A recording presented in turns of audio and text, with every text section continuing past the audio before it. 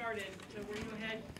I want to thank everybody for coming out. This is just astounding. Probably the largest group we've had on a Broomfield project in many, many years. So thank everybody thank you for coming out.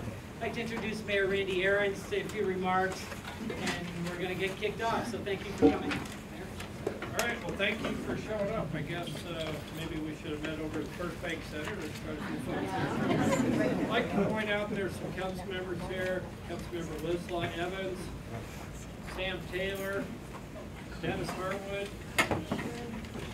Sharon Tessier, Martha Durden. Anyway, we want to thank you for coming. This is actually a culmination of efforts from years ago, and Kevin's going to go over this a little bit on. City and County of Broomfield does comprehensive master plan reviews every 10 years. We're actually coming up on another master plan year in 2015, so we're going to be going and that process again and looking for people that want to get involved and get into the master plan committee. So that's one of the things that was done that got us to this point. One of the things that was way back in 1995 and 2005 master plan was to have a civic center, a place where people could come together, get that sense of community. And obviously we've got a pretty good sense of community tonight. So I'm going to go ahead and get started. Kevin, you go ahead and cut the program. You can introduce the folks that have some presentations tonight. It's an open forum. There are no bad comments tonight. Basically what we're trying to do is get a feel for what looks good, what you like, what maybe you don't like, what maybe you'd like to see different, those type of things. Totally wide open. This is just an initial vision, and hopefully get some good discussion moving forward. And that's the whole point of having a public meeting, is to try to incorporate everybody's input and come to a consensus. So with that. Great, thank you, Mayor. Can you hear him back? We're going to do our best to try and project. Yep. John, thank you. Okay. Again, thank you all for coming out. This is astounding. The testimony of our communication staff got word out. I trust you all as neighbors. We're talking to each other and encouraging each other to come out, but thank you very much. We're here tonight to talk about a proposal we received for what we call the Civic Center property, Civic Center development. Civic Center has been reflected for a number of years in the city's overall land use plans. In the 2005 comprehensive plan, we first identified this area for the Civic Center area for uses, for civic uses, the library, City Hall where we are now, the court facility, North Metro Fire Rescue, their headquarters at Spader/Lamar and First Avenue. The city will be starting construction of the Health and Human Services building across the street from North Metro Fire and Rescue District. In probably the next 6 months, the City Council has a few more approvals to make, and then we hope that'll get started. So we've got the civic uses here, and then the other component that was always talked about was the activity center. And I think you all, probably many people have different words for it. We've called it a downtown, a gathering place, a focal point for the community. That's what we want to talk about this evening, is that civic center and how we start to put that into motion and start to make that happen. So again, in 2005, the city and county's comprehensive plan said civic center. In 2008, many of you, or some of you who are here, worked on it. City Council appointed a task force that completed the Civic Center master plan, the sub-area plan. Some of you have seen the model upstairs in this building, or if you were on our website, you saw the plans for it. We had the plan in the back as well. That group finished its work in 2008, just in time for the recession to kind of put everything at the bottom of the real estate industry, so things weren't happening. Well, the good news is the market is back, and we have an active developer who is interested in trying to help us realize the vision for the Civic Center. In late 2013, as we saw the market had come back, we issued a request for proposals, and we're not successful in getting proposals back.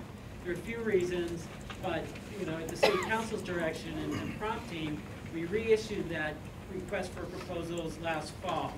We received 3 proposals from the group this evening who are going to present. We received a second proposal from a group called Urban Neighborhoods. If those of you are back, if there's not room, and let's introduce our Mayor Pro Tem Stokes, just arrived. We introduced council members earlier, so with us as well. There is some room up here for those on top. Well, yeah. So again, we issued the request for proposal. We received 3 proposals. The group we see tonight, we received a second proposal from a group called Urban Neighborhoods. Some of you may remember that group because its president, founder, and CEO, Dana Crawford, helped us with the sub-area plan. She was an integral part of it. At this point, Dana wishes to remain very involved in the project, would like to see it move forward, but her group is not ready to make a proposal. So they made an initial proposal. They're kind of rethinking, looking where they are. And again, the message from her is she'd like to stay involved, and we'll see over the next few weeks what that involvement may look like. We may ask to come back one more time. If we do it, I promise we'll do it in a different room where we have much more space, and we're set up for this larger group because I hope you all will stick with us as we move forward. But again, so she's still in the picture. The third proposal we received was from a group who is an affordable housing developer. What they'd like to do is, if there's an opportunity in the future, they'd like to be a part of this. But so they're they set themselves on the side for now. They might try and come back in a little while. So with that, I'd like to introduce Bill Campy and Tim Fredgill from Real Capital Solutions. We're going to present their plan. What we'd like to do is have them run through their PowerPoint. We'll give you an opportunity to ask questions as a group, make comments, statements. We'll finish this, and again, we're just astounded at the number of you. It's wonderful. But if you want to, we'll all stick around afterwards. Other representatives from the design team are back there with the boards. They'd be happy to answer any questions. Do we need a mic or? Yeah. Okay. Okay, so you guys can. We've been told this might have cell phone interference, so. Is that better? No.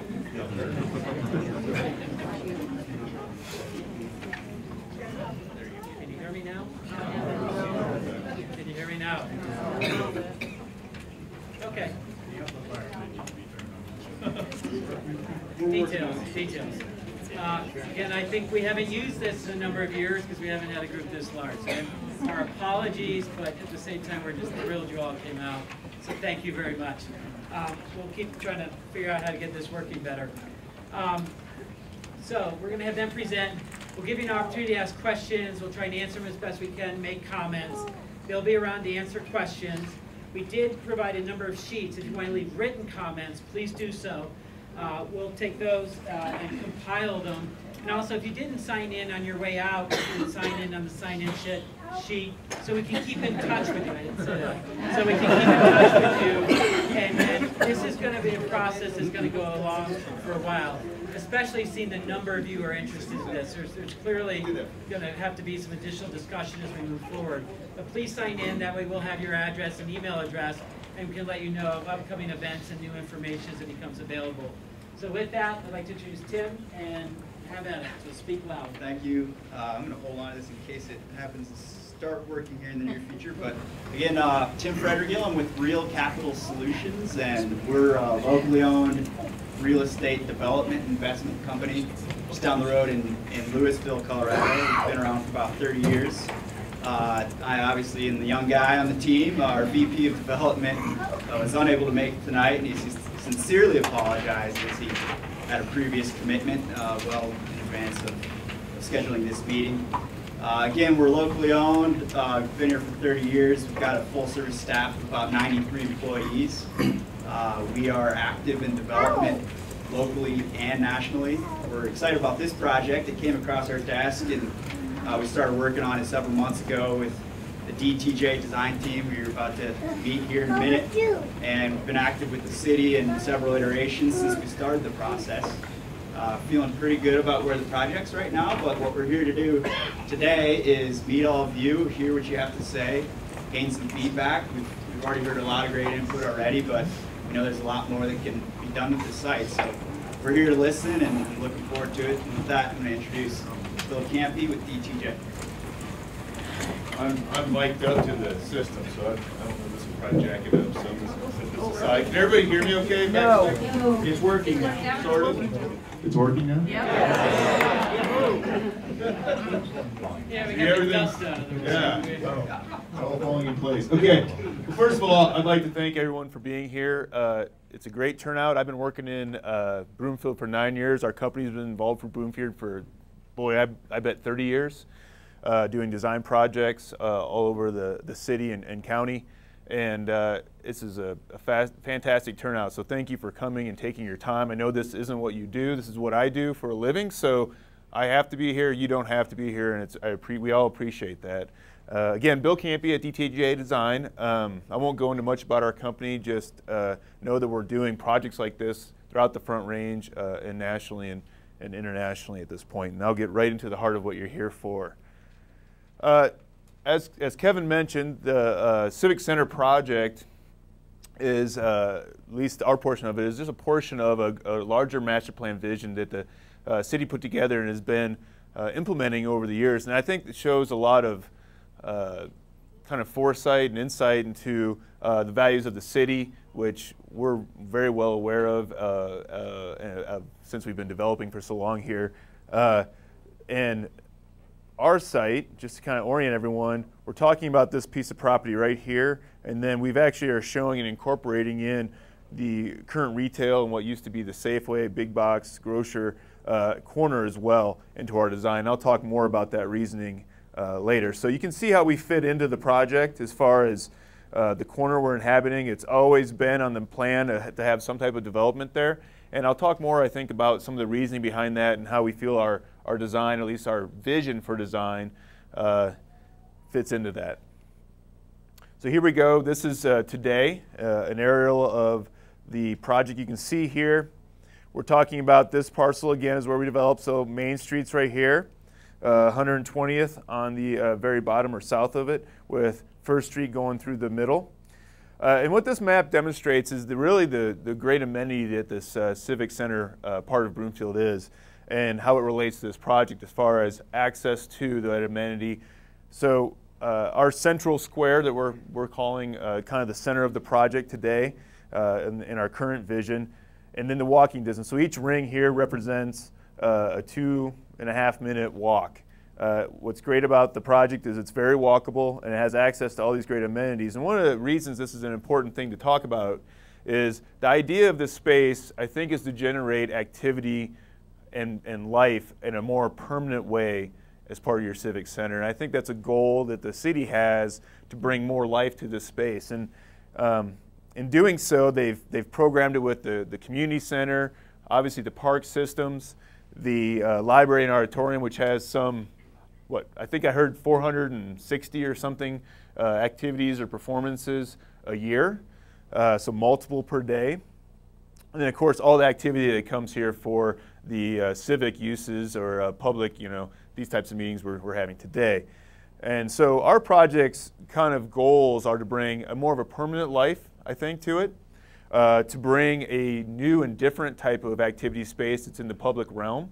You have a lot of great park amenities, open space amenities, active ball fields, playgrounds, skate park. So it doesn't make sense for this piece of the property to replicate those. It's supposed to be additive. We have two options. Early on we were having a conversation about the options.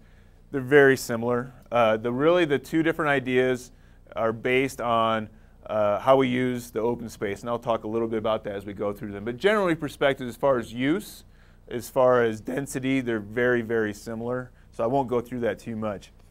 To orient folks again on the bottom, 120th, this is the current retail area, which has the kind of closed Safeway project.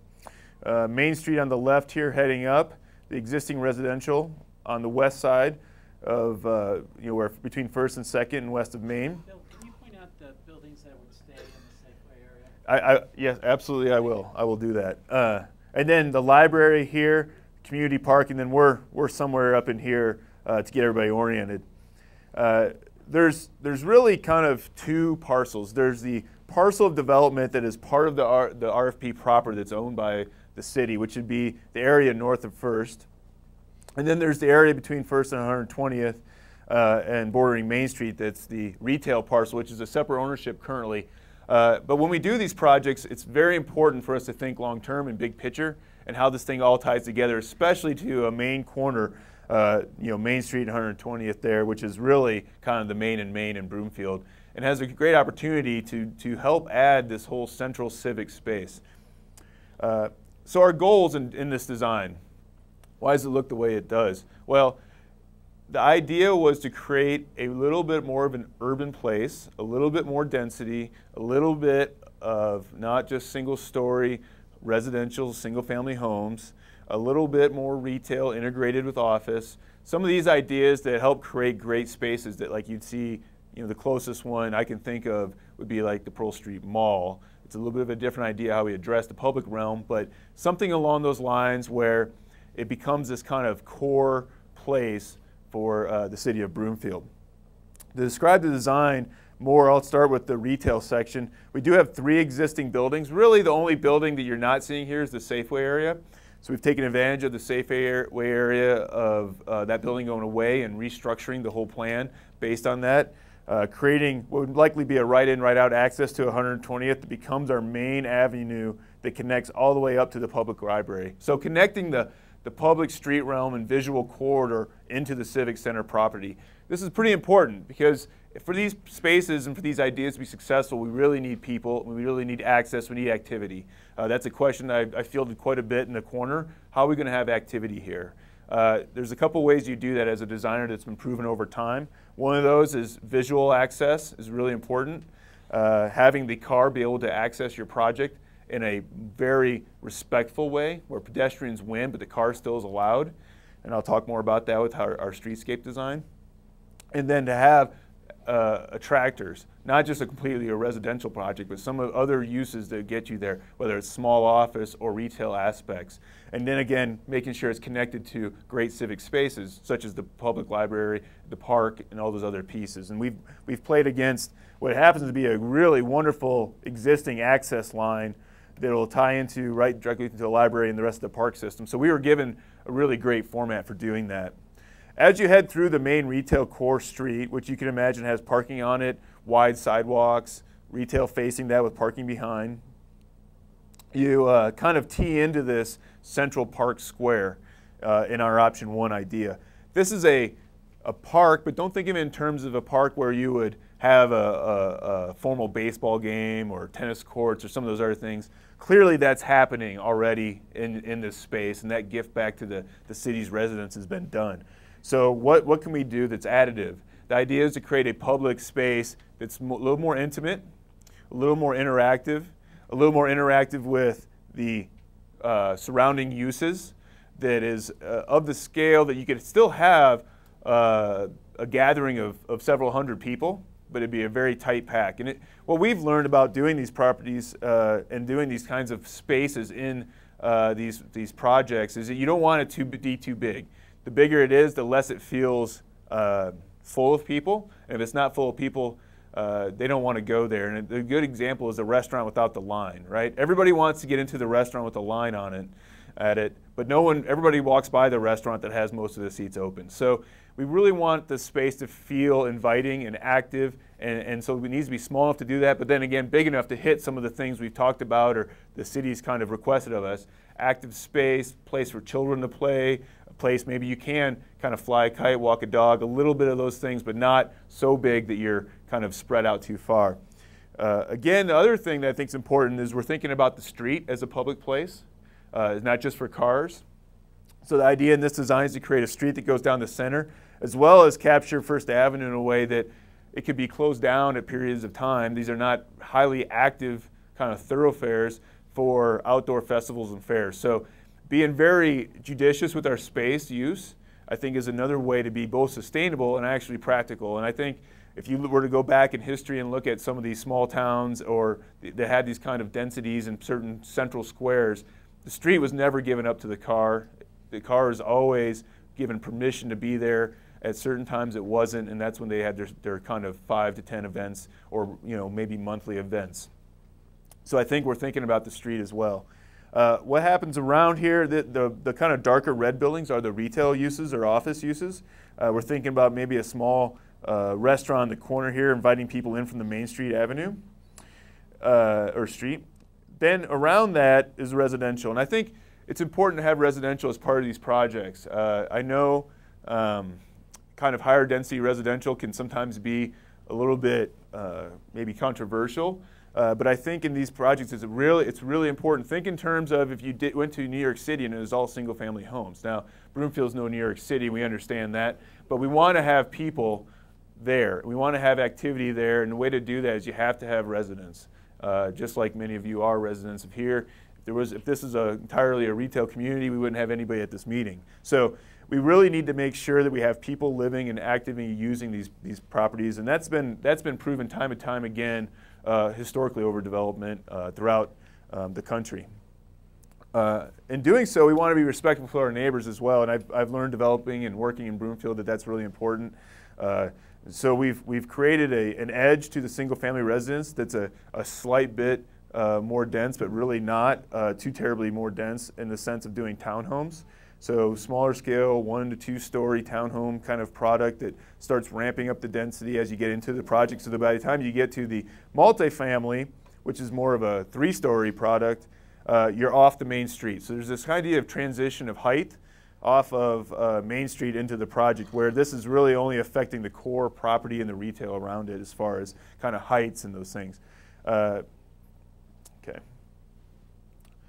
As I mentioned before, option 2 is very similar, so I won't walk you through the whole development program as I just did. The biggest difference is being sensitive to creating multiple small spaces versus one large consolidated space. Again, in our project work over years doing these properties and designing these pieces, it's really important not to have too big of a space. So in this idea, we have more of a hardscape paved space, more of a Pearl Street model where we don't, Pearl Street doesn't have a big green. They have the splash park, the boulders all the kids play on to the point where they're polished, the statues, those kinds of things. Having spaces for that, engaging the street, then having a small green space as well. So those are the kind of the key differences. So then the question, of course, is, well, what's this look like? Well, here you go. This is, again, very early on, and I think this is a good point to note that these are artist renderings. The project is incredibly early on. We're in the proposal stage, I wouldn't even call this the design stage at this point. The city's made it very clear. We had a meeting with council. They made it very clear that this meeting is really important, and the input they get from their community is really important on how they move forward with this project. So keep in mind when you look at this that this is by no means the final design or by no means the final kind of product that's now being presented to you as a done project. It's really a kind of a vision and a way to prompt a conversation, which I've found is really difficult to do if you don't put something in front of the group. So to orient everyone again, 120th here, Main Street here. This is First coming through. This is where the Safeway is currently. I think this is a AutoZone, and then another tire shop of some sort or strip auto parts store. And then another commercial, kind of inline commercial here. Parking is currently here, and then this is the town property with the library up in this far corner. So you can kind of see the density we're thinking about. Paying attention to the way the street's designed, the width of the walks, all those things will be thought about as this gets further developed with your input to really create a kind of civic center, active civic center, lifeblood civic center that people can now go and have a great event, baseball game, practice for the kids. I'm at those every weekend, and having a place to run and grab a sandwich between games, or if you go to the performance at the library, swinging back over and having a place to shop in between, or visit your dentist and grab a sandwich. All those things are possible here, as well as, of course, live in this great park-like environment.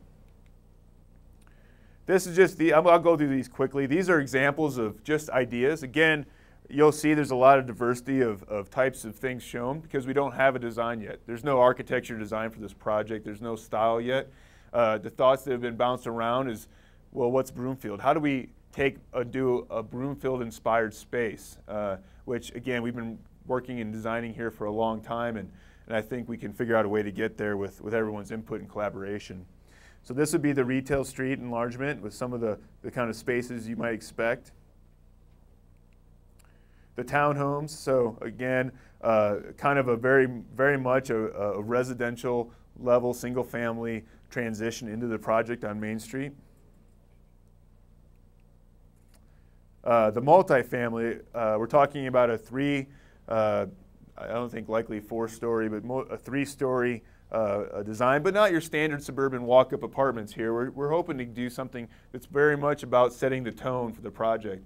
One of the things you'll see in successful civic and urban spaces that have development like this is that you need a certain amount of height for a certain amount of width of street to create a certain feel for a project. That's been studied for really all the way since the 40s and 50s. And so we're trying to create enough density and height to create an environment that the street feels good as a civic center space. Central Green and Plaza, again, there's a couple different options and ideas how we'd approach this, but again, not too big. I mean, I think the One Boulder Plaza project that we did in Boulder is a good example where that ice skating rink is. It's a year-round activity. There's ice skating in the winter. There's a plaza space. They do little farmers market type activities there, something along those lines, maybe even bigger where they could have you know, a small amphitheater or performance, although there's an existing amphitheater in your park currently. Some outdoor food trucks circling the park, all those kinds of things that you'll find in these spaces that are kind of being developed currently and very much in demand, I would say, in the Front Range in Colorado and throughout the country in these more suburban communities. All right, so that's a quick summary as best I could. I don't want to take everybody through every detail that we've thought about on something like this, but for now, I guess what I'd like to do is open up for questions. Sure.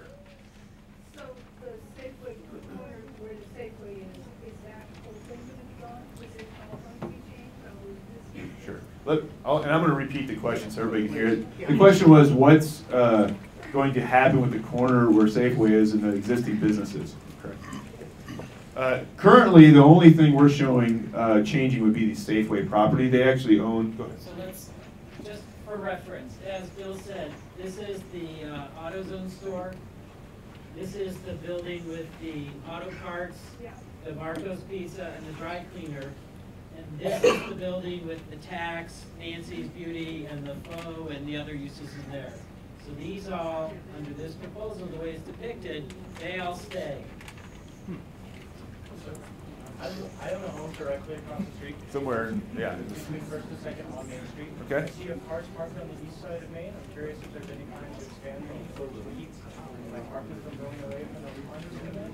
And I also noticed that around each of those multifamily units, you've drawn in about 10 cars. That seems unrealistic. And maybe what's your plan for all that? Okay, the question is, in summary, it seems to me, is how does parking work on the project? Is Traffic on Main and just traffic. traffic.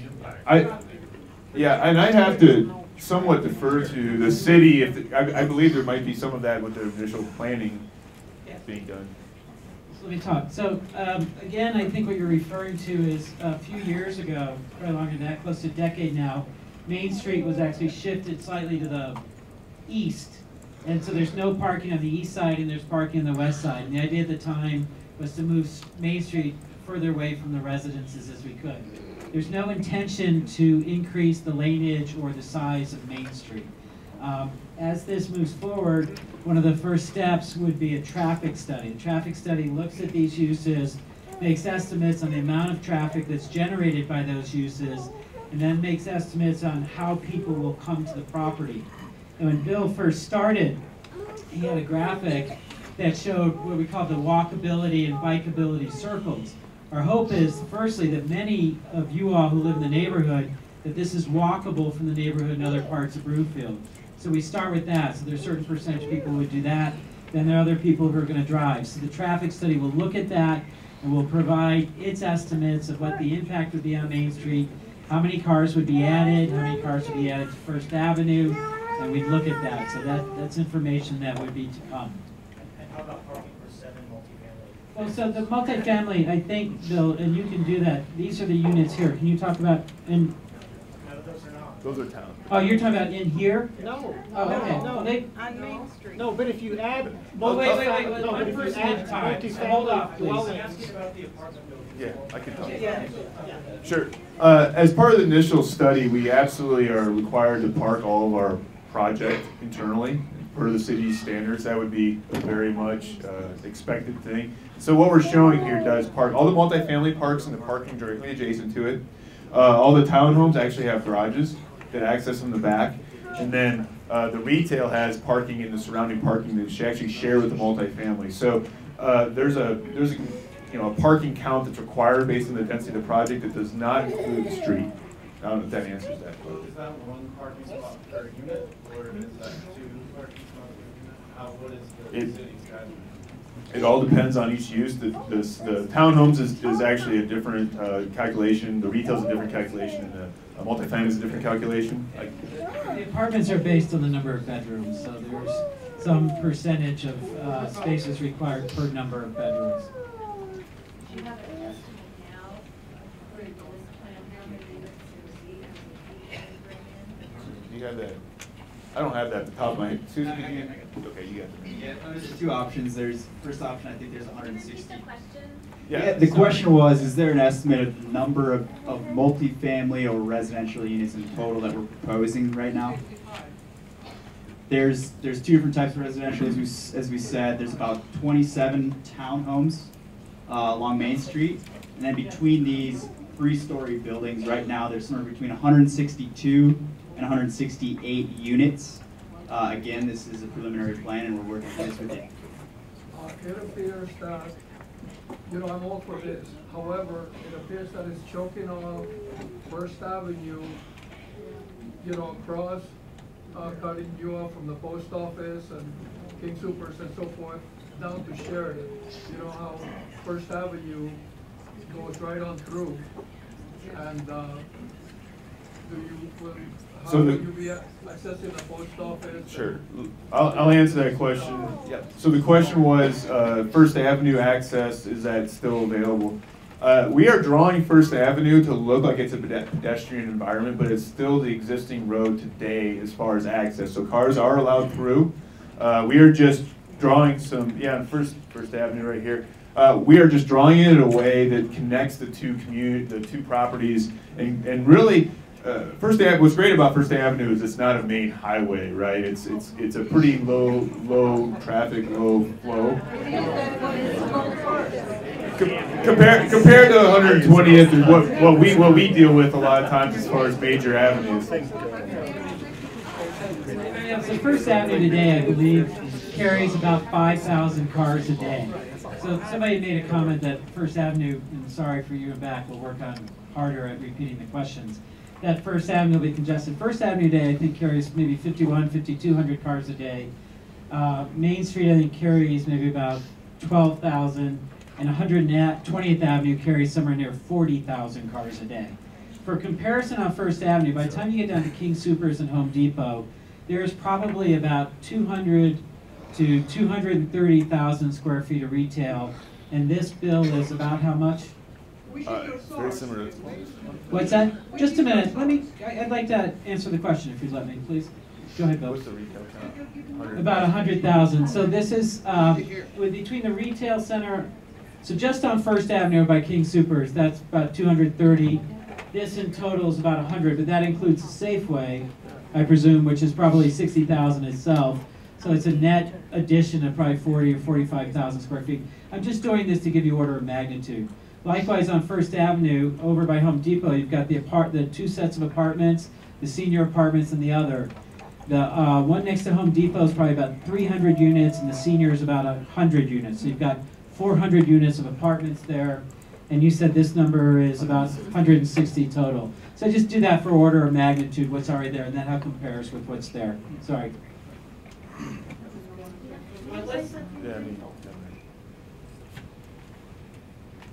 I've been in this town probably longer than some people have been on this earth. And I see this, when I first heard about this project, I was like, negative. What are they doing?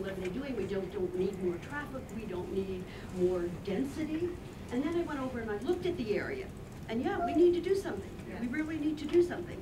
But the thing is, a developer's dream of what that area should look like and what the people's dream of what that area should look like is very different.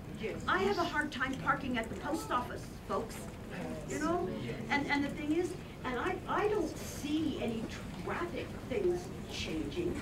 And the density, why do we need that kind of density? And are we naive enough to think that the people that live over in Anthem are going to come all the way over here to gather at what people want to call a downtown? We don't have a downtown, folks. We're not Louisville, we're not Lafayette, we're not Boulder. That's the idea.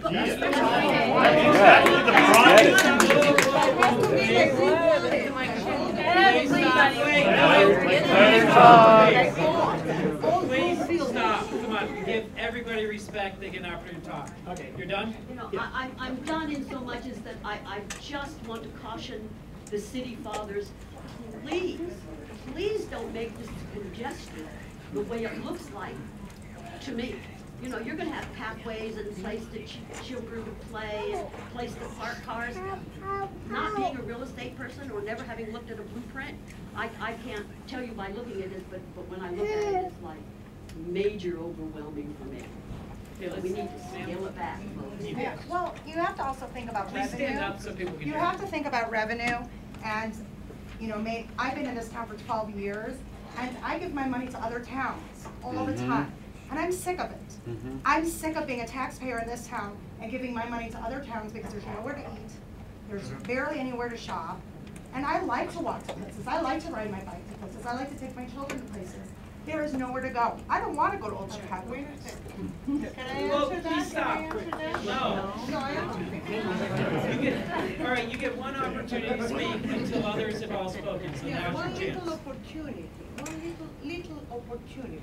I am not against this, fellas. I'm not against it. I even like it. Here, my representative of Ward 2, she knows that I like the idea of downtown, but not this way. There are infinite ways. Infinite ways. Why? If we need, this is a community center, by the way. Why we need more offices? We need restaurants. We need the small little pieces there that we can gather according to the use.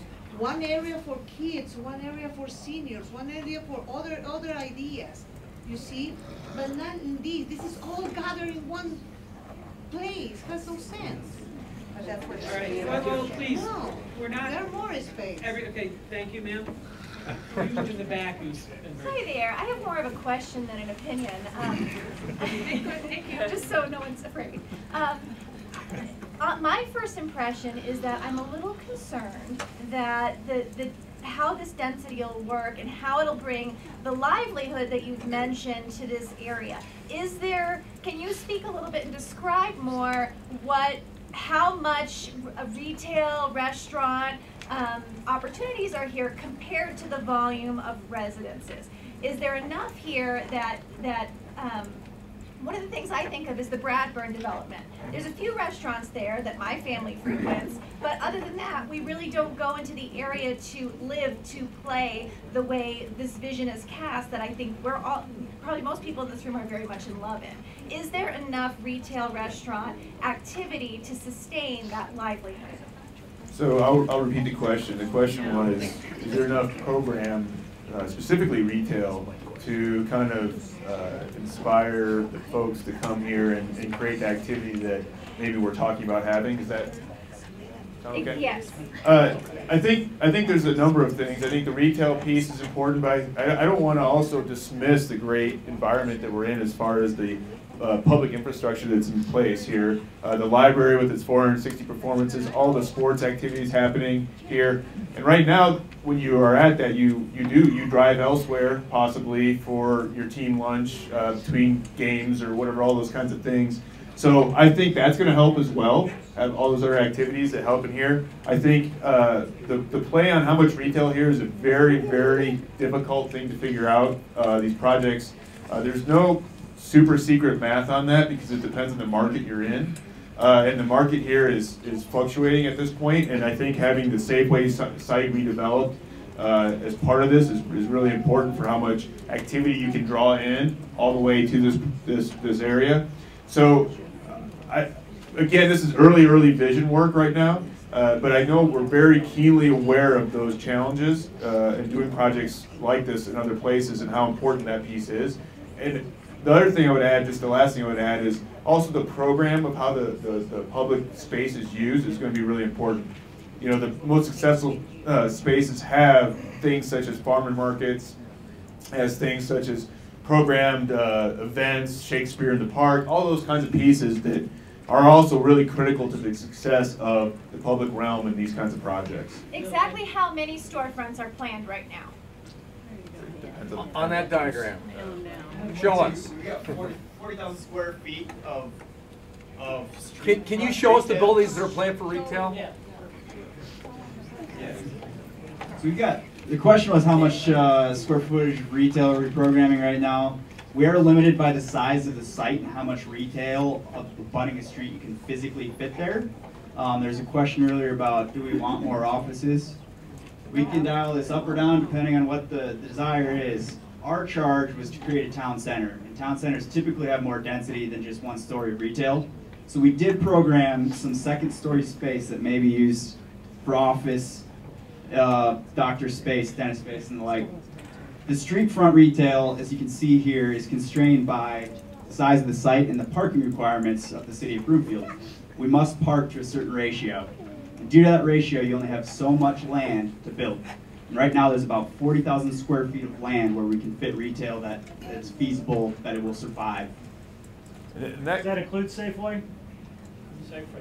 So Safeway is no longer remaining in this plan.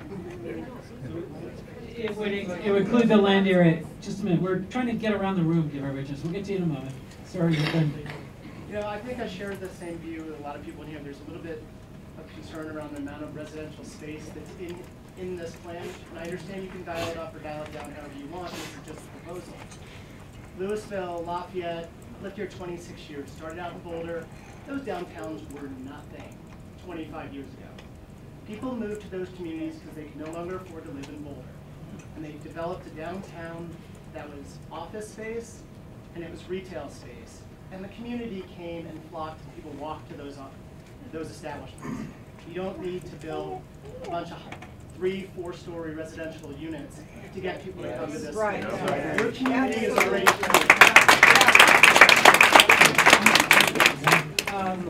sir, and then we're coming around, so just be patient, we'll get there. One question.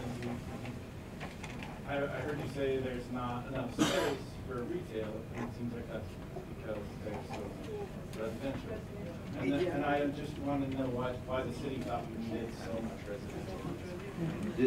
Again, we were the ones who developed the vision in coordination with DTJ. Now we're opening up to public comment, and that's what we're here to discuss today. Retail demands certain components to survive, and placing retail buried back in a corner over here without drive-by visibility is never going to survive, and that would have to be subsidized by taxpayers. You'll have vacant storefronts. Our intention was never to cram as much residential as we could on the site. It was a natural fit within a mixed-use town center style development to include some component of retail. And to put this in perspective, 160 units of 3-story apartment tile and condo style buildings is about half of your normal apartment development. So we're not talking about a massive sprawling complex. And we do a lot of residential development. This isn't the scale that we would typically build at. We've backed this way down from what a normal developer would come in with. We should be up towards 300 units.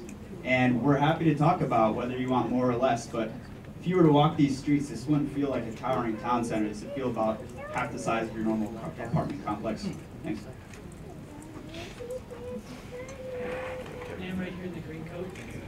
As somebody who lives 2 blocks away from here on Rural Way, when you have events, community events, is there more parking other than extra parking going to be available so they're not parking in front of my house? That safety lot is huge.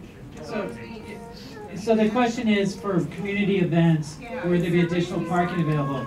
So here, you know, at different times of year, we've got a wealth of parking in this area between the parks. You know, the ball fields are really active on Saturdays. They're not so active on Sundays. This building is empty on Saturday and Sunday. There's lots of other parking around, and the idea is it's compact enough and close enough that it can serve multiple purposes. Dave, and we're working around, so be patient if you would.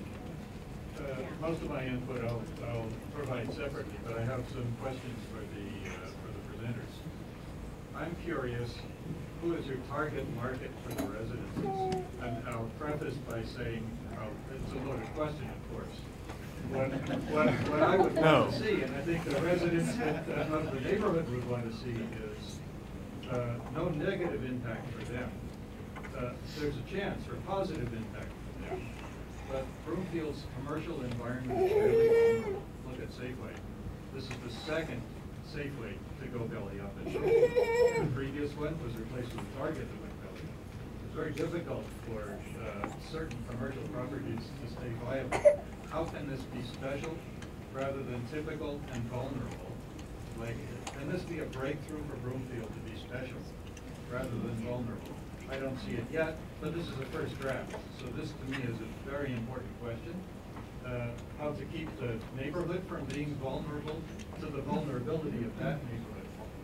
So the people who've been here for 70 years almost, 60 or 70 in generations, how can their neighborhood be improved, not degraded? I can see, for example, if you have people who would walk from those residences, whatever they would be. And what I see is upscale enough that they would actually like to walk to a coffee shop and not a Starbucks, a locally owned coffee shop. Yay! Yay! Took the words out of my mouth. Not Old Chicago. Old Chicago started here, but it ain't a Colorado company anymore, even if the headquarters may be here. It ain't. So how can you get, for example, seniors and people who are of the demographics who would like to walk, bike, and so forth, and make sure that the bike paths are coming in and so forth, make sure that the bus stops that are just a cacophony of confusion can be turned into a Broomfield Civic Center, Transit Center, many, tiny, with low impact, but better coordination. Bikes can park there, and so people don't have to drive up to the park and ride, they can shuttle up or whatever. But how are you going to do that? Well, I don't know if everyone could hear that. There was a lot of, I think it was a good statement of some of the, quite frankly, some of the city's goals for the project. I think as far as creating a place people want to be, creating residence that people want to live in at a certain quality level and character level, creating a street that's welcoming to pedestrians and bikes. How are we going to, how is that done? Again, very early ideas. I can just say that those are many of our goals. The city's been very clear to us that they want not this to be an all, chain store environment, to try to bring in unique and local retailers and restaurateurs.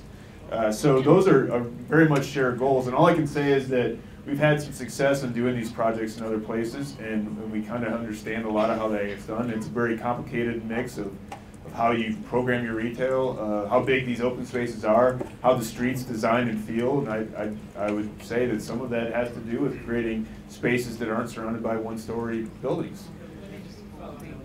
And so what, you aren't seeing the detail of drawing, and I should have said early on, we are videotaping this, and it will be on the website, so we're not taking extensive notes because it is being recorded.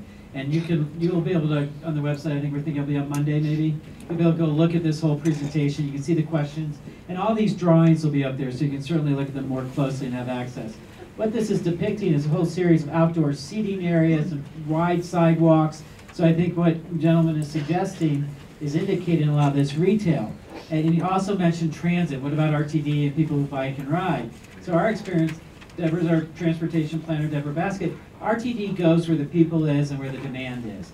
So development like this is starting to create that demand. So we have RTD stops over on Spader Way on First Avenue. There's one just north of the courthouse. When we have the demonstrated need and RTD can forecast that they'll have the bookings, they're going to reorient those routes so they're in this area. So they are providing this transit. One point in the multifamily, and we're not advocating for it against, we're looking at talking about it, but we're seeing a huge change in how people live and demographics in the community. I say huge, I might be overstating a little bit. It will be incremental, but it'll be noticeable. A lot of us are getting older. We're looking not have to drive to be able to walk and do some other things. Then we have a whole generation of younger people at this point who are not necessarily interested in owning a home. They don't want to own a car. They want to be able to walk and bike and things like that. So we're looking at providing an area where people can do that. Some of you know, and I'm not suggesting it's going to be like that, the Arista neighborhood, that's the model for that. That's much more dense. That's not what we're talking about here. That's a walkable urban neighborhood right next to transit. And we're looking at elements of that with the larger community that Broomfield is today. So with that, oh, sorry, Tim.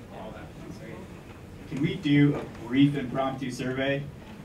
Please raise your hand if you would like to live in an environment like this, in either the townhome or multifamily residential for purchase.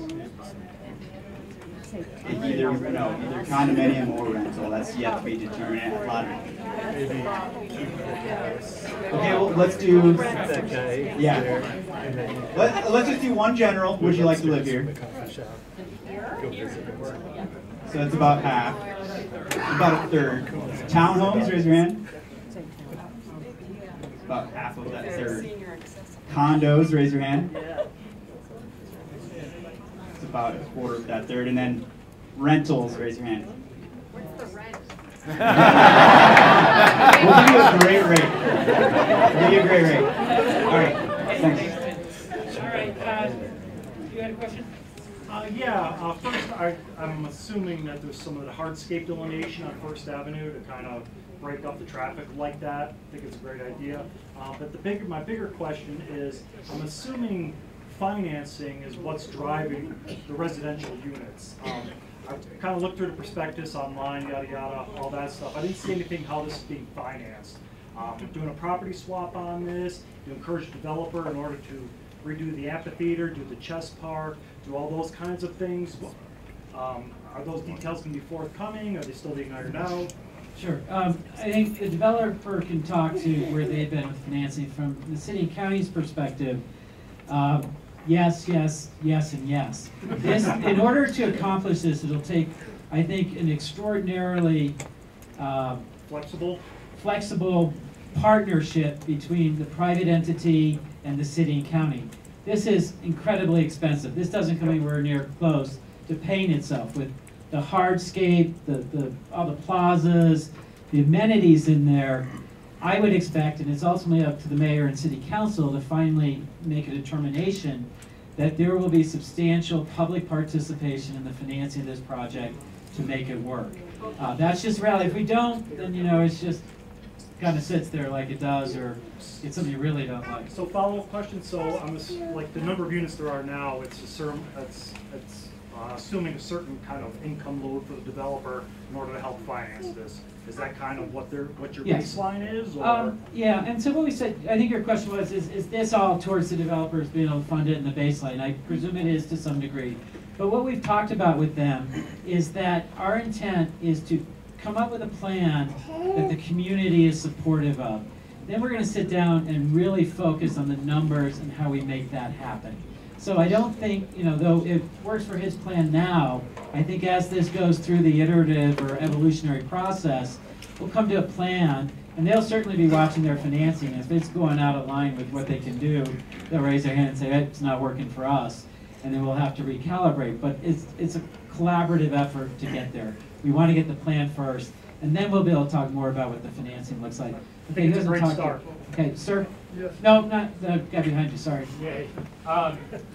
There's a quote that says, when you dance with the devil, the devil leads. And all due respect to your industry, you started out the meeting by saying that this plan was a resultant of being able to finally locate a developer. So what it seems like is that this entire project has come out as a result of, again, the developer's vision, albeit with very good intentions and with analysis and degrees behind what motivates you to do what you do.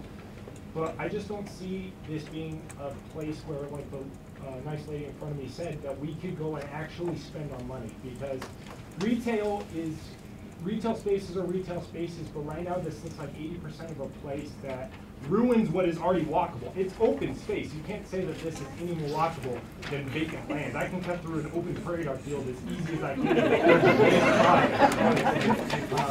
What it seems like is it seems like it's another place where somebody else lives and another place where somebody else works where I won't visit. And with all due respect to our neighbors to the northwest, I'm looking at you, Superior. I go there for Whole Foods and I go there for gas if I'm really in an emergency. You know, that's what I'm there for.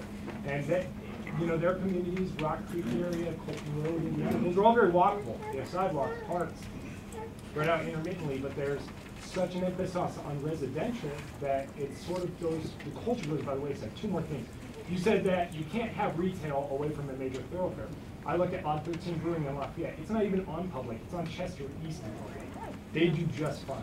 I mean, you can, I mean, granted, it may be riding the coattails of other successful public businesses, but it can happen. It can certainly happen. Another thing, on Main Street, I don't understand why on First we can't create two sides of retail, sort of walkable retail on both sides. Why can we not assimilate it and then make a T in the middle? And then finally, the third thing is you were talking about an identity for Bloomfield. I think what would be nice for our community, and whether it happens or not is another thing, but it would be nice to at least have something counter towards the massive development that's been happening everywhere, all the way up to basically Fort Collins. It's residential as far as the eye can see. So maybe part of our culture could be to assimilate a very smart commercial or retail plan with a little less housing. That's, I think, what most people are saying. Thank you for clarifying on a lot of the other comments we've heard today. I'm going to try to address the few points you just made here. Starting with, I believe you started with Superior Marketplace to the northwest and this amount of retail that we have within our development. Note that this was a public process. This was posted for all developers across the nation to submit a plan. We're the only ones who came up with even close to a viable plan. That one of two, but we're one of one here presenting today with a viable plan to create, this is 1 block, 2 blocks, 3 blocks of retail in a row, which if you stack that up versus any retail district, that's a very large scale and that's going to feel good. So this isn't small by any means. But what we're here today to hear what the tug of war is between scale. Is it too much? Is it too little? We're hearing a little bit of both tonight. Again, we're going to probably be working with you more, figure out exactly where we're at. I hear you're saying this isn't enough. Well, it's too much of one thing. It's not that it's not enough, it's too much of one thing. Too much residential. Too much residential. And I'd like to add, I do take issue with the sense that this started with the developer's vision. Again, in 2008, we did a sub-area plan. That was the starting point for this. So the city did start with a vision for this. It's not like we just went out and said, hey, what do you think? And this is their interpretation of that, and that's why we're talking about it now. So, sir, I'm sorry, why don't you go ahead? Yes. Will the architecture be like a variety that, as you have depicted now, or will it, you know, what do you guys plan on doing as far as the architecture, with all the different buildings and so forth? I would say that is incredibly wide open at this point. I think. Oh, sorry. What architectural style? What kind of style of architecture are you thinking for the project? I can only say that the input we received from staff or even council was to have something that was kind of stemmed and inspired by Broomfield. We've been successful in other kind of front-range communities working through a public process or working with a committee to determine what that might be. I think there's some civic buildings here we can take the library or whatever pieces, take some ideas from. There's maybe some historic buildings that we can take pieces from, roof pitches, window treatments, all those pieces that we can think about the history. Again, having worked here for my entire time I've been in Colorado, my first project I ever did here was in Broomfield, and then our company's been around for 40 years doing projects here for probably 20 plus. I think we can figure out that piece. I think that would be kind of a fun and important piece to help define how this relates back to something everybody here can be proud of and feel like that it's kind of about this place, not about some other community. So the gentleman in that hat back there. Hello, how's it going? My name is Jeremy. I'm a homeowner in Broomfield Heights, which is right across the street. And I also own a business at the Main Street Exchange on the northwest corner of 120th and Main. Been there for 4.5 years. This is awesome. I've been waiting for this meeting for a long time. This is sweet. Broomfield needs this. And money talks, but the scary thing is just that.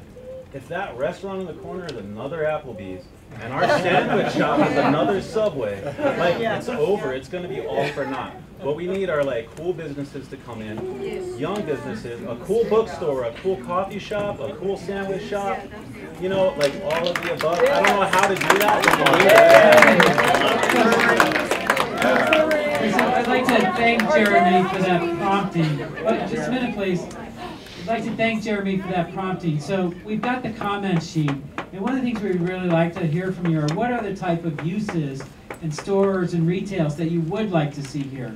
So please fill those sheets out and leave them for us. And we're also electronically, we've got a lot of ways for you to respond and provide that information. Please do it. And again, somebody had asked about the financing, and one of the reasons for city and county financial participation in this is to put it to the point where you can have local retailers and they can afford to be here.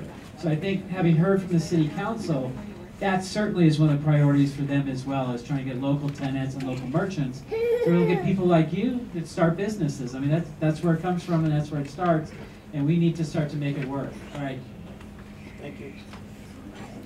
I'm Diana Wilson, and let's see, I moved here in 1961, and I was on the comprehensive master plan in 2005. Could you share your microphone? Yeah, maybe that's it. Here. Thank you. Okay, my name is Diana Wilson, and I originally moved to Broomfield in 1961, so I've been around for a while. And I was on the comprehensive master plan in 2005, and I am just thrilled to death with this. This is like a dream. So, I do have a question. How much does the development north of First Avenue depend on that Safeway building and the property owner of that building? And are they bought into this plan, or will they, or is there any plans on what to do if they fight this? And so I hope everybody heard that question. So I'm going to answer the part about the landowner, and then I'll let you guys answer the importance of it. So the property that we're talking about in this area right here is owned by Safeway. I think some of the owners, or certainly the representatives of these properties, are here this evening. But this is owned by Safeway. I should have introduced Charles Ozaki, our city and county manager, is here as well. We've had a number of conversations with their broker. We're meeting with Safeway's broker tomorrow. So we're in active discussion with Safeway. So I will share that with you. It is still owned by Safeway. As many of you know, Safeway is consolidated with Albertsons. And so they're kind of in paralysis as they merge the corporate entities, which has actually worked to our advantage. So Safeway is very aware of our interests, and we are moving to work with them on that. So the importance of the Safeway property, you know, it's an interesting question because we're clearly drawing everything like it's part of the project. I think that's just, honestly, from our perspective, good design planning and thought. We like to think about our context and how that would work. I think if the Safeway deal does not happen, the project's going to have to evolve to be something probably a little bit different than what we're drawing here to respect the new context. It's kind of that simple for me. I can't tell you what that is today because this is how we're thinking about it. And until that option isn't part of what we're doing, we're not addressing the kind of the other idea. Thanks. I was curious as to, and you kind of answered, was it going to be owner occupants or was it going to be rentals? And I would just really encourage you to consider more of the owner occupants because for a couple of reasons. One, residential or what are you, residential? The residential. So the residential will be for sale, and the condos or townhouses. I know it's a difficult time right now, and hopefully the Colorado legislature is going to change the developer right to cure so that people will build condos and townhouses again right now.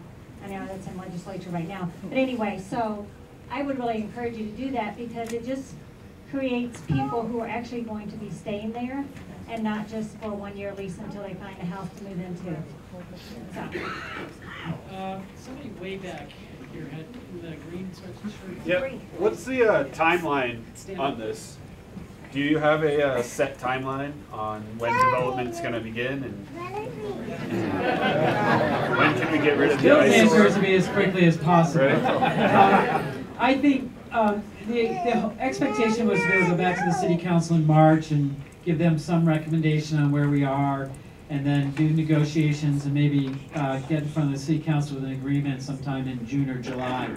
That, and they're going to cringe, we're going to try and keep on a moving timeline because this is private development mostly, and there are windows for private development. Those we know, we just came out of the recession where very little got built, and from 2008 to 2010. The economy's good, people are building things, business people are expanding, so it's a good time to do that. We want to take advantage of that, because if we miss this window, it could be another 10 years. Timing is critical. So we're going to keep doing it. That's why I encourage you to sign in, so we can keep in touch with you, so you know when decisions or meetings are being held, when decisions are being made to keep up with it. So I think the hope is to get the deal done sometime this summer, and then with that, you know, let you guys talk about what timing might look like.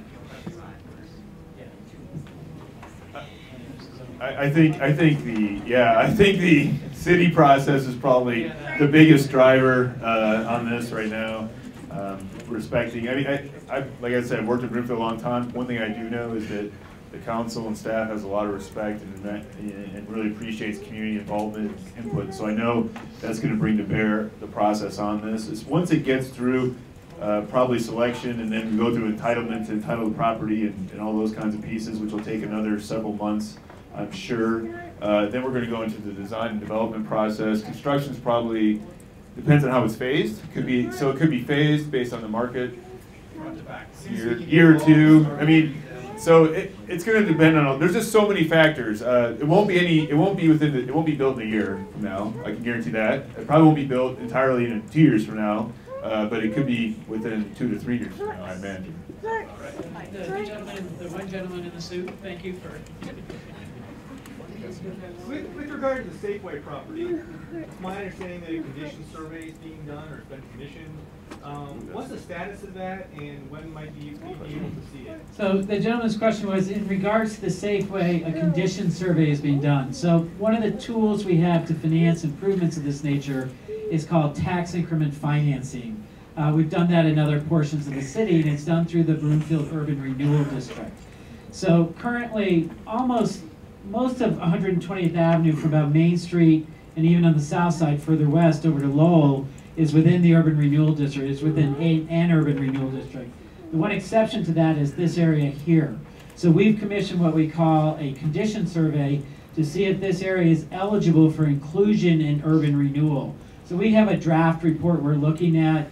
We expect that to be out in the next month or so. So I trust that answers your question. All right, sir, you've been very patient right here. Thank you. All right, so, I mean, obviously, I don't think I need a microphone, but, so obviously, we don't need a whole bunch of other buildings that just go up and they remain empty, right? That's what we've all decided. Yeah. We need good buildings. So I understand the need for residential, but every one of those houses bring the little ones, all right? The little ones, and right there we're on Main Street, and that's going to get a lot busier. And what I don't see there is a playground. It's planning for those people. Have you seen the soccer fields on Saturdays? They're pretty full already. I know we have a green spot right there, but I mean, we have to take that into consideration too, because we're going to have families that are living there. Yeah. We don't want to have that many of families, but I mean, obviously we need to sustain it somehow, some way. And the last thing I want to do is have, I live in the first filing right across on Main Street, and the last thing I want to do is have something make my wonderful, wonderful house that I absolutely love and I'll probably die in look old and antiquated. I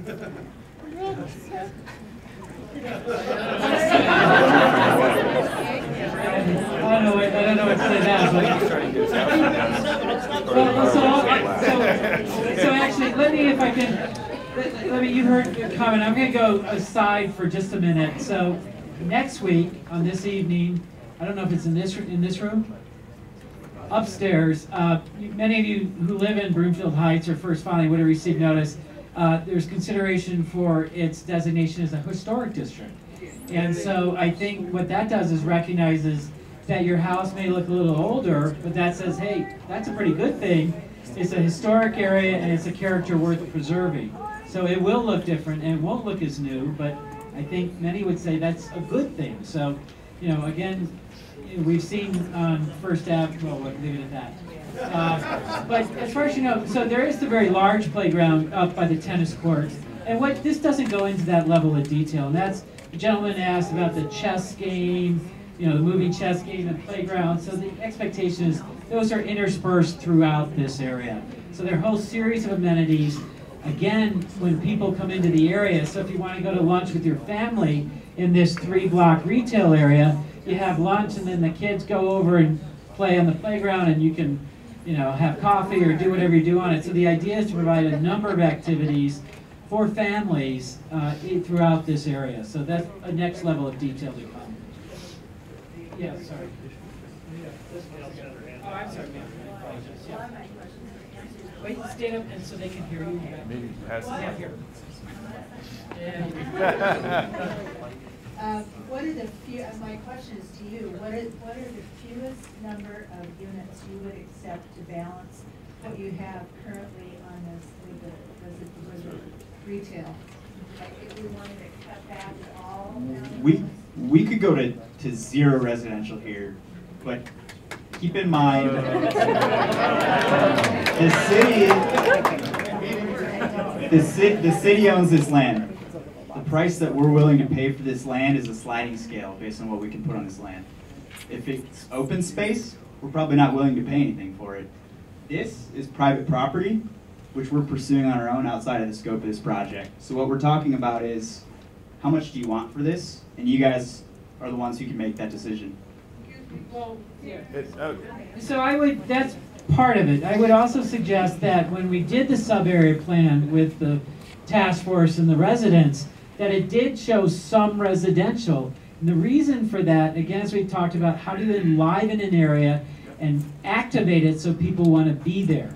And the idea is you have some residential, so there are people walking up and down the street at 7 o'clock in the morning with their dogs. And I spend a lot of time on First Avenue at 7 o'clock in the morning, and frankly, I don't see many people out there, and it's winter. But the idea is to, you know, some residential, it activates the area and it makes this retail feel more alive. So it's not just residential and their impact. No, I'm sorry, man, you've already talked. We're going to let everybody else who hasn't talked yet go. If I can add, if I could just add a piece to this, these types of projects are actually becoming very important to communities throughout the country right now. There's a lot of study about this, and the one thing I can tell you is that when you do a strictly retail project in an environment like this, those projects are failing. And the reason they're failing is that they don't have, retail has different hours, they open and close. Coffee shops are not generally open for dinner.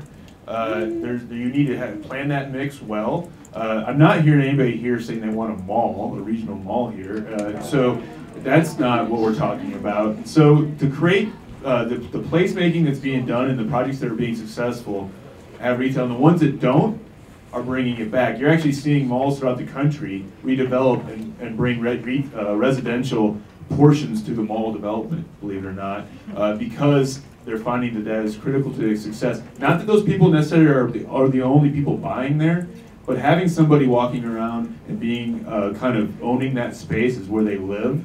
There's something to be said about that, and I would just encourage folks to think about that. You're going to start to see projects like this happening. Westminster's starting a very large project that's going to, you know, much larger. Well, yeah, it's about 10 times larger than that. We're actually designing the open space portions of that project, and I can tell you that the mix of residential and retail with Oliver McMillan, who's a national scale developer in Chicago and Atlanta and other places.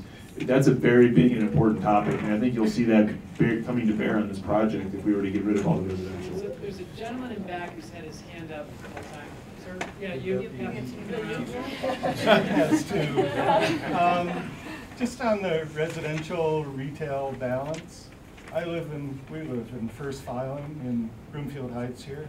I don't want First Avenue, or Main Street rather, to be all retail.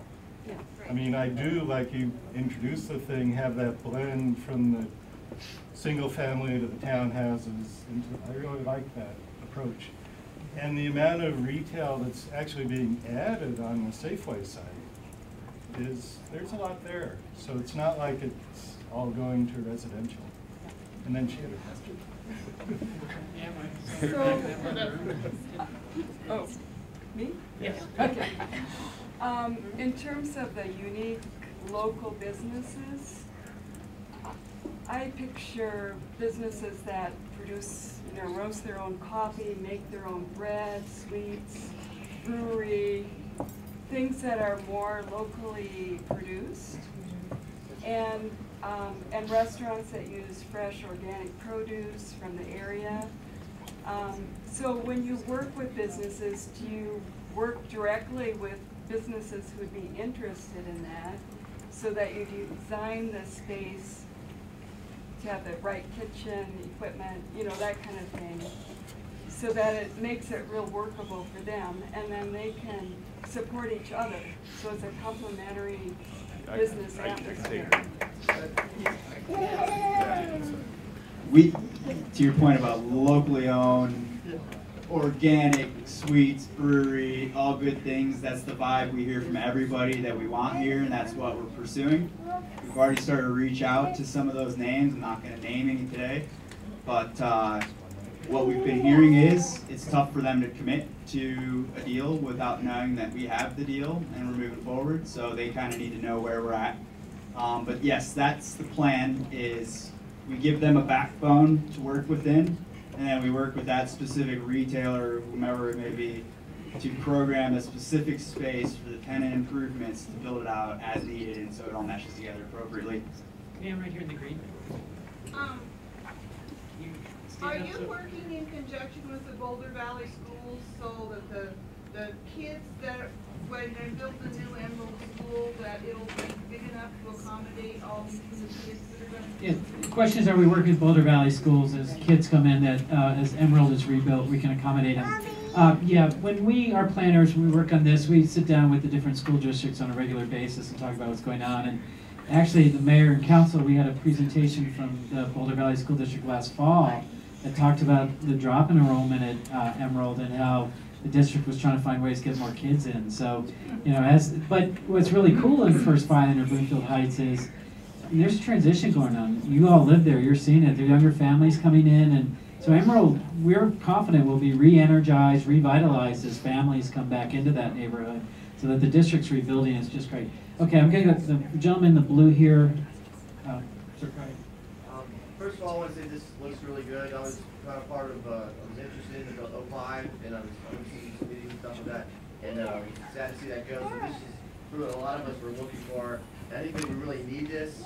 I think the last 10 years we've missed out on a lot of young families that have moved to Louisville, Lafayette, Arvada, because this is what families want. They don't want strip malls that we have all over Springfield. They want a place they can park and walk around and choose where they can go instead of determining it firsthand. They want to walk to places, and like a lot of families can do a walk here.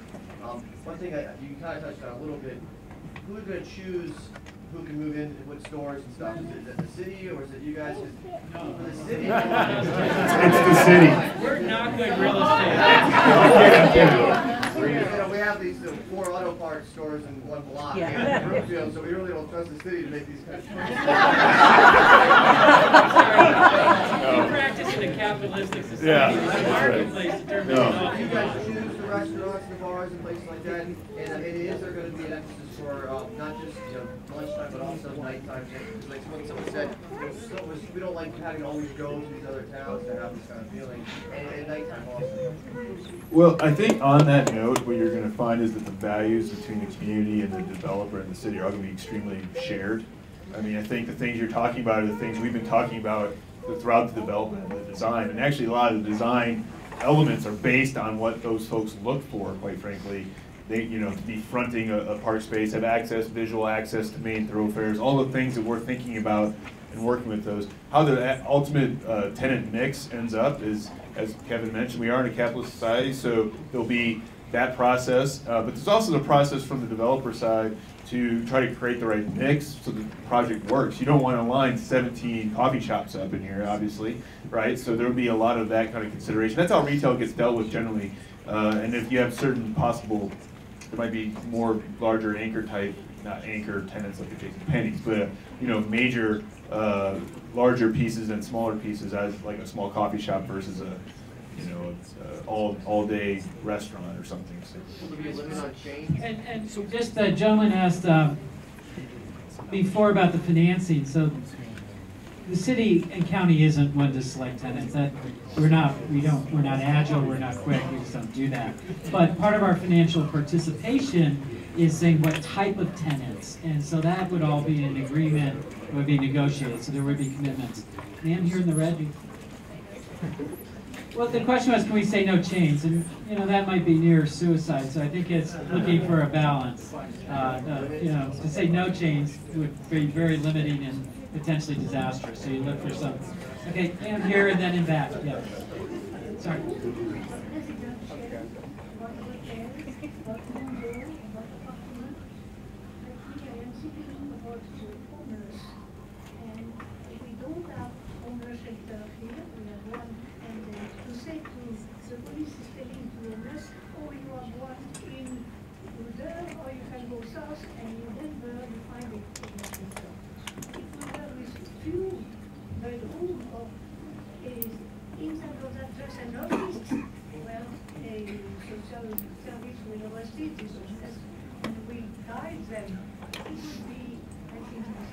So the question was, what about homeless in the community? Currently we send our homeless folks to Boulder and Denver. So this plan does not include the homeless shelter.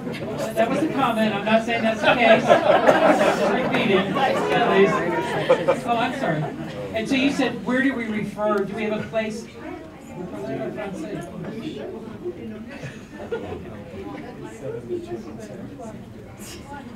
Yes.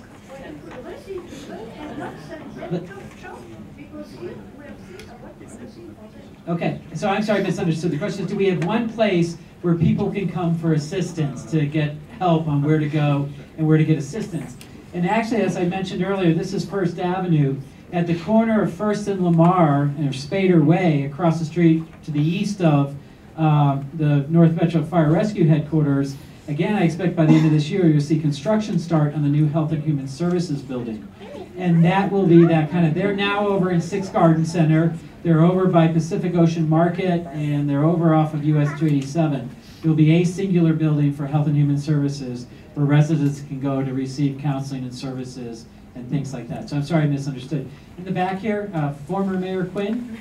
So I'm going to respond to your comment on it. It's a capitalist society, and I'll point out that the city has subsidized Walmart, the city subsidized Nordstrom's, and so the gentleman over here hit the nail on the head. We want local retail and stuff, and certainly the city has invested significantly in large chains, and I would suggest that we consider doing it in smaller chains.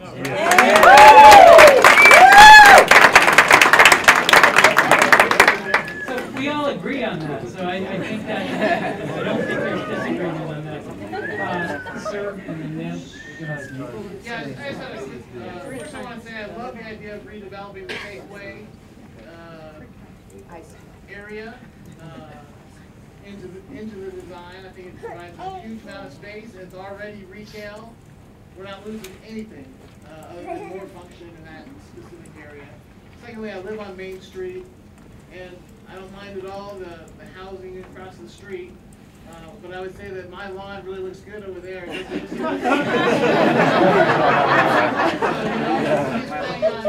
Helping out with that, that'd be great. Ma'am, right here in the green. Well, I love it. I think this is really a nice start. And I think the mix between the residential and retail makes a lot of sense. What I would like to see is more walkability so that if first, if for those of us who walk most of the time, if there will be bridges or pedestrian overpasses so that we won't have to dodge around on First and other regions. I think we have to study that further, how the pedestrian moves to the site, how the bike moves to the site, how the car moves to the site, and understand the priorities and how that works. So I appreciate that comment. The comment was, you know, make sure this is a walkable place in summary to me. And I think that's a huge goal of the project. And so we're going to study that in detail and think about that, how that works. And I would second, that's a huge priority of the city and county as well. I wouldn't expect overpasses or anything. I mean, in a setting like this, but there are things you can do with medians where you cross half the street and then you have a safe place and then you can cross the other half so you're not trying to look at both directions of traffic. As Bill said, there are a lot of tools to make it more friendly to pedestrians and bicyclists, and certainly I would expect that to be a huge part of this project because it's very important to the city and county as well. Gentleman all the way in the back and then the other gentleman here. Hi, I was wondering if any existing improvements are being redeveloped or sold privately as a result of this. Any public improvements being sold to the parks? So the question was, are there any public improvements that would be sold to the developer? I mean, in the interest of full disclosure, this land is all owned by the city and county. It was bought from Lutheran Hospital back in, I think, 1998, 1999, but it's never been put to use. But no existing park facility or any of the existing amenities would be sold to the developer, made part of this private development. We would actually look to embellish some of the existing improvements, bring them up, and add more into the area. Okay. Does that answer your question? Yeah. Okay, sir? I have two questions. The first one to the City Council. It occurs to me that there's two projects, or maybe more, going on concurrently. One being the Civic Center plan, and the other being the Arts and Culture plan. And are there not maybe conflicting elements of both plans that maybe could be merged? For example, it occurs to me that the plan here, as depicted in the photograph, maybe there's elements here, real estate, for the sake of a better term, that might be or maybe be considered in that arts and culture plan that may be being used up or potentially being used up in this plan that may be considered going forward in that arts and culture plan. And maybe there might be some thought being put into that maybe is not being considered tonight, that may be considered in the other plan, and maybe some food for thought for the City Council. And then secondarily, to the developer here, with regard to the retail, if the retail that may be considered going forward here in this plan, is that maybe going to be at the expense of some of the retail down 120th or up to 87? And what would be the impact there? Clearly, we've already talked about retail going out of business, already down 120th, and would there be some future impact on some retail already existing as we put retail here? So there are two questions. First is there's a group working on an update to the city and county's cultural master plan. And wouldn't it be best to look and coordinate with that and see if some land ought to be reserved or what's coming out of that? And that's one of the steps that will occur. I would say, though, that, well, let me just leave it at that. So we'll look at that. As far as the retail, do we already have too much retail and will this hurt other retailers on 287 and 120th? And, you know, that's day in, day out, retailers face that, new properties coming on. The amount of square footage they're talking about, I think 40,000 square feet new, was that the number? Of new retail, 40,000 square feet of new retail. In the scope of things in Broomfield is not a lot that we would expect to make a huge difference. And, you know, the existing retail we have, one of the we hear regularly from the mayor and city council, we hear from all of you, we want more local, small scale, everything you guys have been talking about. We haven't succeeded at that with the retail areas we have. This is an opportunity to kind of bring in that new level retail. If it's successful here, I would guess it starts to fill some of the other retail spaces along 120th Avenue. You plant the seed, and we see this is the seed, and then you kind of grow from that. So, all right, many of you have said you go to Louisville for dinner, you go to Lafayette. We want to get that back in Broomfield where the taxes are kept, and the taxes get reinvested back in here and in the amenities for the community. I'm not familiar with the art program, but I would say that this is the type of project that we often coordinate with the city on placing public art within the project. I think Communities, Loveland's one that jumps right out, has been very successful about integrating art into their downtown and other projects. Even all the way out into their like the Centera project with the new sculpture garden. So I think this here is a great opportunity in some of our public realm to have some public art. I'm certain the development team would welcome that as part of a way forward on how the open and public spaces get celebrated. let me ask, how many more people have questions, comments? I see about 3 people. Because we were going to try and wrap up at 8. If we'd finish this part by 8 o'clock, and we'll get to you, so I see you guys just hold off a minute. And then we'll all be around, the development team, the architects, city staff. I expect maybe some of the council members and mayor will stick around. So if you have comments, we'll continue to talk about it. But so let's go. Sir, you back there in the black jacket? Yeah, so I'm a Brookfield resident and I do research in transportation. So a lot of these vibrant plays that we're trying to provide to the mixed use with the residential and the retail and the stores, the key component I feel like is the less car oriented it is and the more bicycle walking and transit oriented it is, the better it is in the end. So the question I have in mind, and this might be more technical, is I see parking is an issue. So little parking is a problem, but too much parking is also a problem, especially for the car-oriented community. So, and I know there's options for the developers and the city and the planners to do better ratios for less parking. So I'm trying to see what strategies are you guys doing to try to reduce that parking, and not only for the parking but also for the traffic studies. Because then how many people is worried about congestion? The way I see congestion is not a big problem. I see congestion more a problem of if we end up widening the streets, let's say on Main Street, because that compromises safety, or the 120. So I want to first encourage to be less car oriented, reduce that parking footprint, and be more walkable and bicycle and transit oriented. Did everybody hear that? The comments were more bicycle, more pedestrian oriented, which I think we've talked about, and it seems, certainly from our perspective, general, yes, that's something to look for here. The other question was to look at parking ratios, so you don't over park it or necessarily under park it, because we also heard you don't want parking in the neighborhood. So we will look at that very closely. We'll look at opportunities for shared parking, uses that might be at night versus daytime, and that would be an exercise. It is technical, and if this moves forward, however it moves forward, that would be part of it. And you're right, is getting the correct balance of parking. Yes. Who else had, ma'am, you haven't spoken yet, then we'll go back there, just one second. Good, ma'am, here. I think what I'm most concerned about is all the vacant buildings and vacant retail already that is here. And how do we, couldn't we fill that up some before we start building more? Sure. The question was, did you have more? Yeah. The question was, can't we, with all the vacant retail we have now, can't we fill that up before we start talking about more?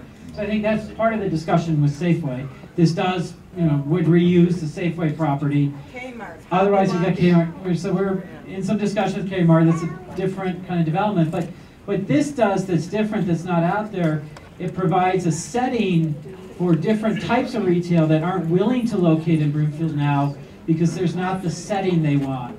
With the outdoor seating, the pedestrian, the bike accessibility, where you can get out and walk. We don't have a lot of places like that in this part of Broomfield, and that's what those people are looking for. So it's really hopefully bringing in a new type of tenant that won't relocate in Broomfield now.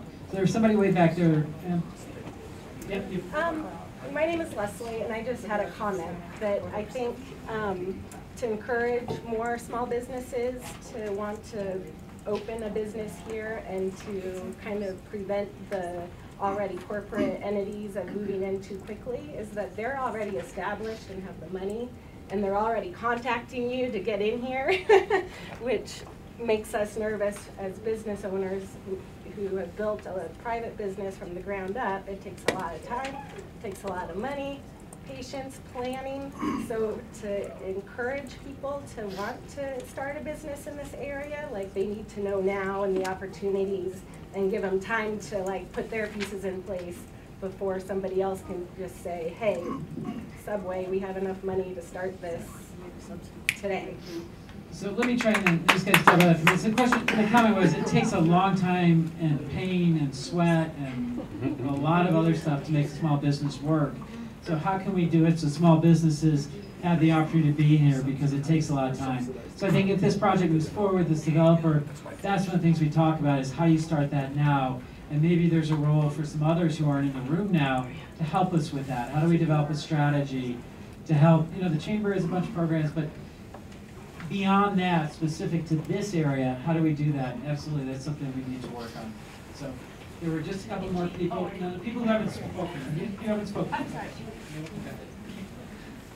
Hi, I'm Sue, and my family and I have been here since 1978.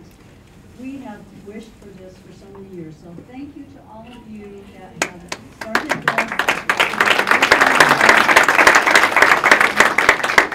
I understand it's a first draft, and thank you for that. And just I want to reiterate what someone else said, that I hope that our residential part, whatever it looks like, will be a smaller and owner occupied.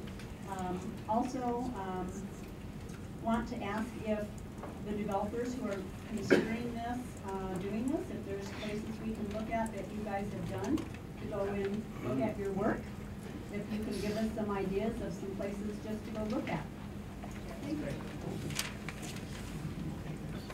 Well, I'm only the mere architecture presence, so I can let Tim talk to the development piece. But the projects we've been involved with in Broomfield would be the Anthem, the Flatirons Crossing, interlocking projects. I think those are fairly substantial projects that we've done. And then we've been involved in the Front Range all the way. One Boulder Plaza is one of our projects that would have a similar sense to this. Yeah, that would be, I think the most easiest one that people might be able to identify would be One Boulder Plaza in Boulder. And that's, if everybody's familiar with Boulder, that's where the ice skating rink is in the winter between Canyon. It's basically the space between Pearl Street and Canyon all the way up on 13th, the 15th blocks that everybody knows the street area in there. And that's probably a little more, it is more dense than what we're talking about here, but it's a great example of a mixed-use residential office retail project that in a city with Boulder that has a lot of civic pride and a lot of established downtown environment, but still was actually requesting and asking for those public space. And the creative idea there was, of course, the ice skating rink, which didn't offer the plaza in the summer. I've talked about that already. I won't go into too much detail, but that's a very good example. We've also been involved in a number of projects in Stapleton, which would also have a very similar kind of goal as this project. It's the redevelopment of the airport. Everybody at the old Stapleton Airport, I hope everybody's somewhat familiar with that place. And that's actually a good example of where they've some of the retail spaces have struggled in that project. And where they have struggled is when the park space and the retail that's around it was, instead of surrounded by other uses, was adjacent to another park. And they forgot to close the end of the loop there a little bit, and so they've been working on getting that redeveloped. So those are some of the kind of projects from a design perspective we've been involved with. Nice. And I would encourage everybody to go to DTJ's website for several more examples. They're one of the best in the state, if not the country, at doing this. Real Capital Solutions is involved in development across the country. We've got a couple projects here locally that you can stop and check out. I'd encourage you to visit our website as well, realcapitalsolutions.com. We're about to break ground on 280 units in Thornton, Colorado. It's a transit-oriented development right adjacent to a future light rail stop. We're commuter rail stop, thank you. Maple Leaf Apartments in Arvada. We've done development down in Lowry. So visit our website and you can find those. So who else? Okay, I commend to the developers. We're asking you to build the Taj Mahal in a couple of parking lots of 8 acres. And you do brilliant work in your sketches, your layouts. I question your common sense in taking this project on. I hear Pat open up everybody's checkbook, 60,000 of us. And by the same token, I hear people talking about bicycles and walking. Now, how are all those people, up along Broomfield Heights, they're going to walk and bike down here to these? Now that I'm talking, I'll go ahead and I see the back door. I can get out quickly, even though I am obviously in an extreme minority here. I think that a long time ago, the council and the management got saddled with something here that's unfair. And I think Charlie ought to get a really big raise, and that he should go beat up on DeCero for leaving town. But this is a civic center property.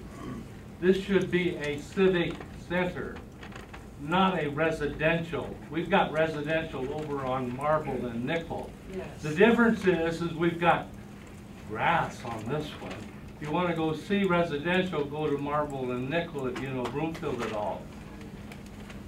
I hear, again, if you want a gathering place, and I think over the years this has been the impetus to this, we need a gathering place.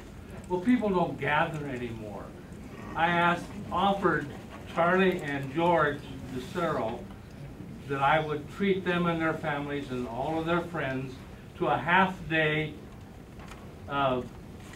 bonanza in this gathering place if they would come and join me, and I would buy the steaks. People don't gather like that anymore unless you're in Pearl Street and a CU student on Friday night. And so, if you want a gathering place, build yourself a nice, great, big, beautiful park and have Gary Snore plant trees and flowers and enjoy having a city park and forget all about this. Thank you for your patience. I'll leave. We're going to try to wrap up here and then behind you. Okay. I don't know if you can do a tax exemption or what, but let's get a Frank IP. All right, here, let's keep we're almost done, so just stick with us for a couple more minutes, please, sir. Hi, I'll be real quick. I do live in Broomfield Heights, and I do bike and walk, and I'll be a counterpoint. I'm a certain demographic, and so what this process is going to have is people like me might have a disagreement with someone else. My question to this group, or maybe the city management, is there a sense, again, within my demographic, my viewpoint, I think this is needed because Broomfield needs a center of gravity, and that's what I see this as. That's, of course, my opinion. But is there any polling, or what is the sense from the city manager, or the city council, or anything, of where, the people that do have opinions about this, where they lie as a whole? So the question is, what kind of polling, or what kind of gauge do we have on how the larger community feels about this? And we haven't done any specific polling on it. We have, through the comprehensive plan update we've done when we did the task force on this, it was publicized, some people came like this. Again, we're just stunned that so many of you came out tonight. This is the first we see something like this on a project or a development issue. So this is really exciting and probably something new. We have many ways for you to weigh in on this. I hope you picked up the handout that was at the front table. So please do weigh in. I don't know about the polling, we'll talk about that. I think a lot of what we hear from people, to the degree, the letters to the editor, the enterprise, or any poll, there seems to be, it feels like there's a lot of interest in the community doing this. And I think what you said is you're looking, where's the heart of the community? Where's the heart?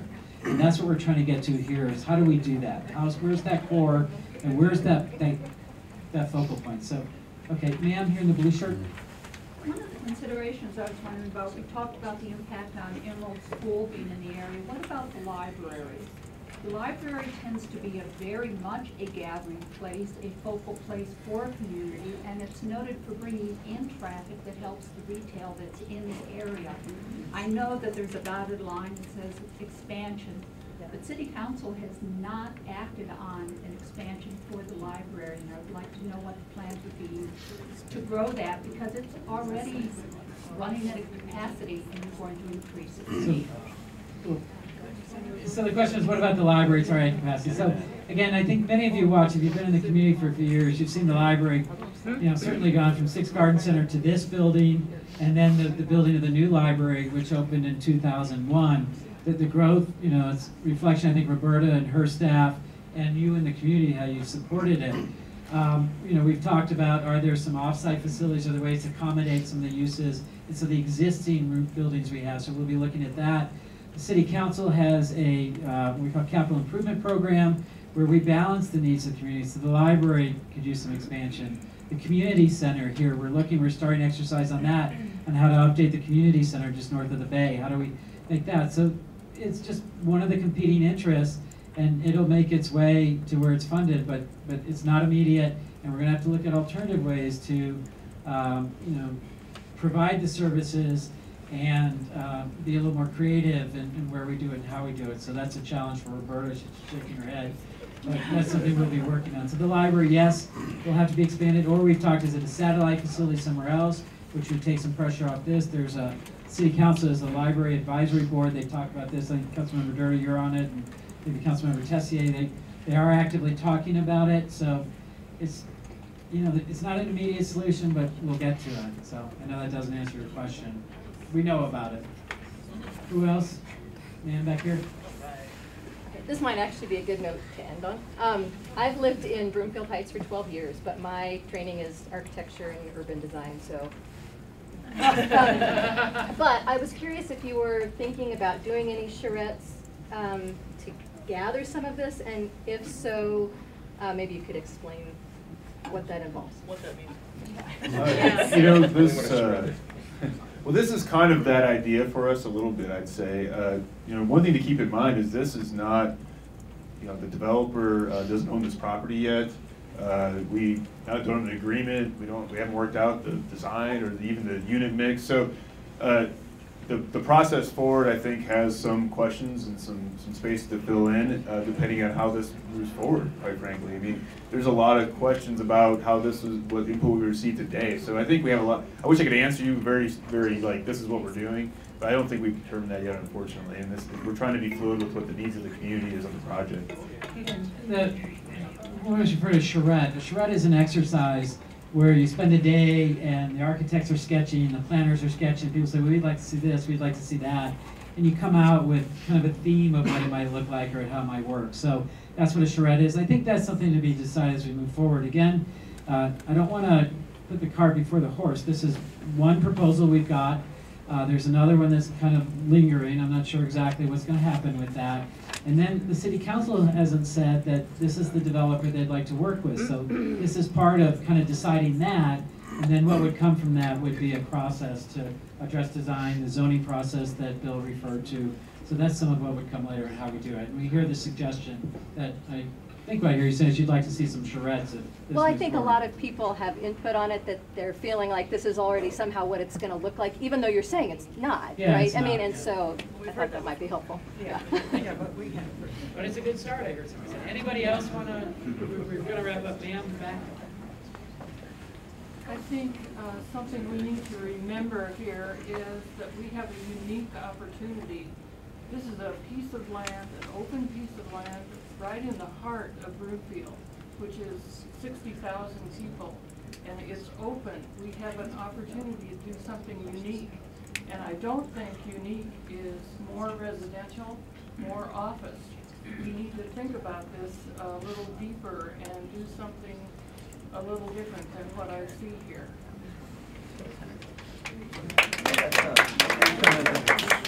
Okay, great.